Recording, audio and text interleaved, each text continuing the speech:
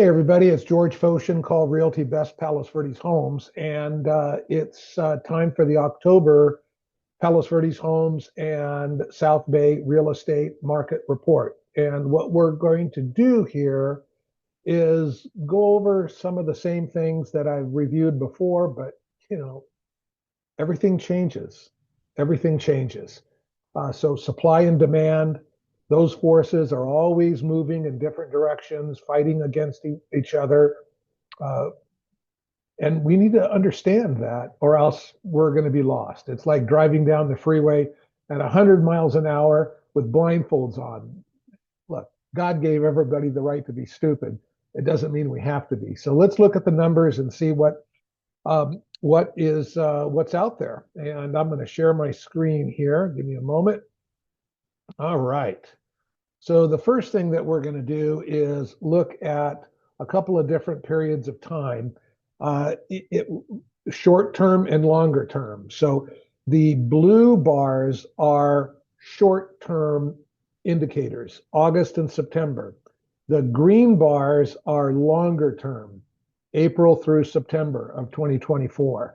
And what we see is that in the most recent period of time, in the last 2 months, things have really dropped off. For example, in Palos Verdes Estates, whereas the supply demand ratio was 59%, in other words, for every 10 new listings, 6 existing listings were being put into escrow. Recently, in the last couple of months, that's dropped down to for every 10 new listings, less than 5 existing listings have been put into escrow. The differential is less pronounced for the South Bay, but still the same pattern. In the most recent 2-month period of time, weakness relative to the last 6 months. That's important if you're buying a property in terms of strategizing how you structure your offer and what price you're going to offer. If you're looking at competitive sales, maybe you're going to discount those competitive sales a little bit. Maybe those competitive sales will not have sold or would not have sold for as much today as they did a few months ago. Same for Palos Verdes Estates, same for South Bay. If you're a seller, you're going to be taking a different track. You're going to be going, all right, how do I list my house? At what price do I have to list my house to create value in the minds of buyers so that they choose my house instead of the homes against which the homes I'm competing against? And that's an important question to answer. And I would counsel the same thing. If you're looking at past competitive sales, you might have to discount some of those competitive sales and lower your expectations in terms of where you should list your home for today. That may not be what you want to hear, but that's the fact. And that's facts based on real supply demand numbers. Let's go further. What the next few charts are showing is a different way of looking at absorption. And so you can study the charts there, and you can see that. Let's take Rancho Palos Verdes as an example. In the period of time, and I'm taking seasonality out of the equation, I'm comparing the same 2 sequences of time. In this case, April 1, 2023 through the end of September 2023, and same time period, April through September for 2024. So seasonality has nothing to do with it. All we've distilled down to just pure absorption, and we see that it's taking the market's ability to absorb inventory has weakened. There was 250 days of unsold inventory back in last year, 268 days now. What do we mean by absorption? What we're doing is we're looking at the pace at which homes have sold, and at that rate of selling activity, how long would it take to sell existing levels of unsold supply without any new listings coming on the market? There's a little hint right there.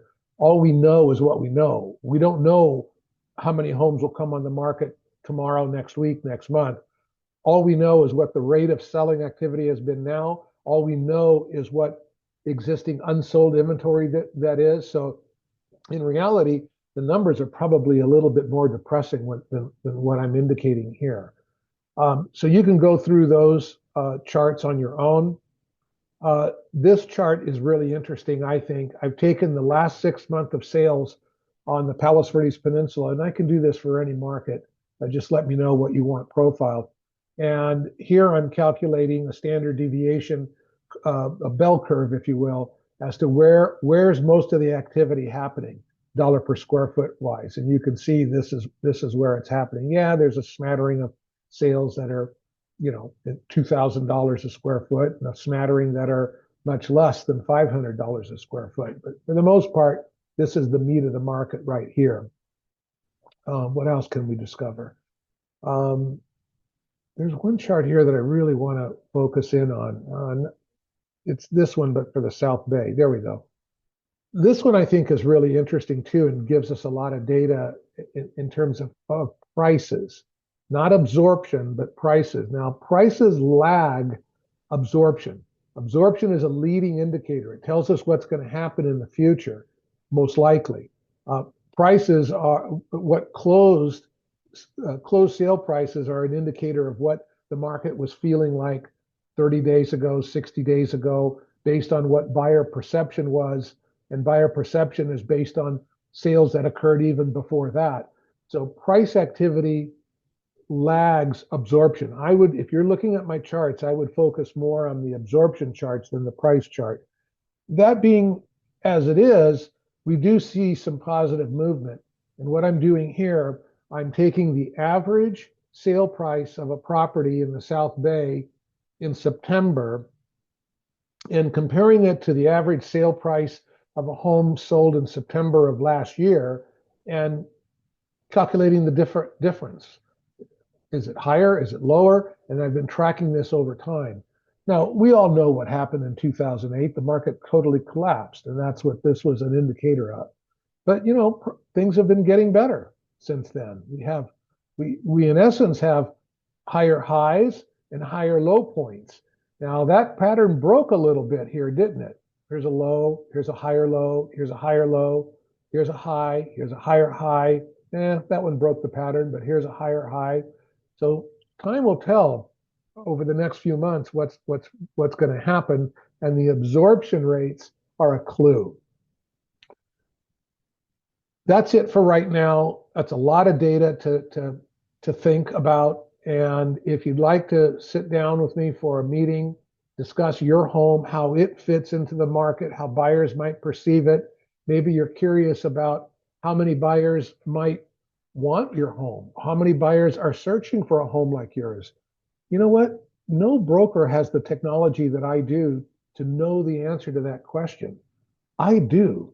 So if you're thinking of selling and you want better answers in terms of what it looks like getting your home on the market, how many buyers might be competing for that home, let me know. Let's talk about it. And if you're buying a property, whether tomorrow, next month, next year, and want to start strategizing a roadmap to help you negotiate the best possible deal, let's talk. One last thing that I forgot, and it's important. Let me go back to this chart because you need to scan this QR code. Scan it. It's a new program I've rolled out. I won't talk about it here. Just give it a look. Let me know what you think. It is also very important. Okie doke. That's it, folks. Last thing, if you're ever in the Malaga Cove area in Palos Verdes Estates, right around the corner from the police station, down the street from the Malaga Cove Library, that's my door right here. Come on in. You're welcome anytime. That's it for now. See you next month.